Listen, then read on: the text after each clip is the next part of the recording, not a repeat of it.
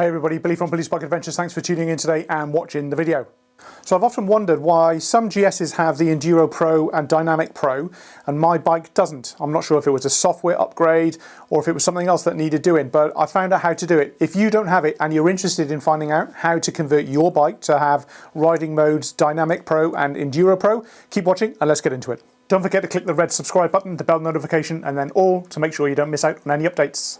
Now let me show you how to get the riding modes Enduro Pro and Dynamic Pro onto your bike. You're going to need two things first of all. First thing you're going to need is your bike key. And what you're going to need this for is to remove the front seat. And what you're looking for under your front seat is this right here, little chip. Little plug-in that goes in under your seat. Now, if you haven't got that, you might want to check under your seat, and I'm going to show you now where it goes, that it's already there. If it is there, you should have Enduro Pro and Dynamic Pro as an option on your bike. If you don't have that option and you don't have this plug-in, maybe your bike isn't set up for it, might be too old. But if you've got this under your seat and you've often wondered what it was, this is going to convert your bike to Enduro Pro and Dynamic Pro riding modes. So I've taken this out from under the seat now, removed the plastic cover, and that's exactly how it's going to plug in essentially. There's the front end that plugs into the bike's electronics. So let me show you now how to do that and where it goes. So this is the underneath the seats now, and what we need to look for is you need to find this here, okay? So this is where this is going to clip into, okay? So first things first, what you need to do is push on the very bottom here, and there's a secure mechanism and we just need to release that. So what you need to do is push at the very bottom here. So I'm going to do that, and then so we've removed the black cap off the connector where we need to put it, and this is how the chip is going to look. So at the top here, I don't know if you can see that, but at the top there are two pinholes, and inside here there are two, I don't know if you can see that, but there's two pins inside there, and essentially that's how you connect it. So the two pins connect to each other. You need to have the clap side on the top. So you just push that in till it's secure, and it secures in. There was a click there, I don't know if you heard that, but it secures into the click mechanism in here, and that is now secure. Just tuck that away now. Just make sure it doesn't, you can tie wrap it potentially. Just going to leave that there. Now what we'll do is put the seat back on, and we'll see what, when we start the bike up, what the dash looks like. Now as you can see from this clip, Enduro and Dynamic have now changed to Dynamic Pro and Enduro Pro. So that's great now that that plug-in has worked and that it's coming up on my TFT. What I can't do though, and what I should be able to do, is to go into each of those individual modes and change the settings within that. So for example, in Enduro mode, you can change the throttle response, and you can dial that either up or down for your choosing.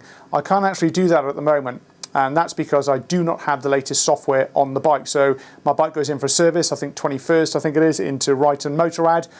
So I'm going to ask them to plug the bike in and upgrade the software so that when it comes back, I'm able to then go into each of those modes, into those pro modes, and choose the relative settings to dial up or down individual settings for my liking. I did, however, go out on the bike today once I had put the plug-in in and set the bike in Dynamic Pro. Here's what I thought of it.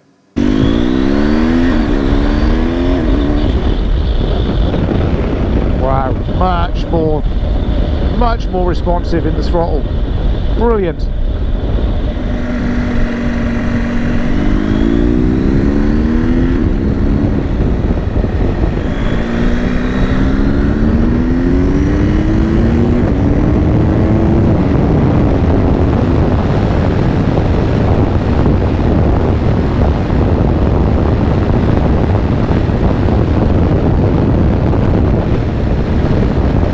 Overall, the Dynamic Pro mode feels really nice, really happy with it.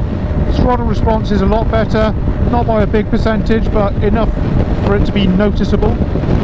The ride of the bike is nice, and it seems to have firmed up a little bit. I don't know if that's what's supposed to happen in Dynamic Pro. It certainly feels a little bit more firm, a little bit more responsive. The if I wasn't sitting upright, I'd certainly feel that I was on a sports bike in terms of its responsiveness. Feels really nice. So there you go. Now you know what that plug-in under your seat is for. Get it plugged into your bike and get your settings on the riding modes updated so that you can have Enduro Pro and Dynamic Pro. If you're not able to then go into the individual settings, take your bike to your Motorrad dealer, get them to upgrade the software on your bike, either by request or by request on the next service. My bike's going in towards the end of the month, so I'm going to get them to do that for me then. I'll be then really looking forward to playing with the individual settings within each of those riding modes, especially the dynamic mode. I'm looking forward to being able to dial up the throttle response and seeing what difference that makes to what I've found today just in the regular Dynamic Pro riding mode. So stay tuned and I will make sure that I give you an update on that once it comes back from the service at Brighton Motorrad towards the end of this month. So I hope that's been useful for you. Any questions or comments, leave them down below the video in the description and I will get back to you as quickly as I can. Give me a thumbs up, share it with other riders as well that you think might benefit from knowing what that little thing under the seat is for.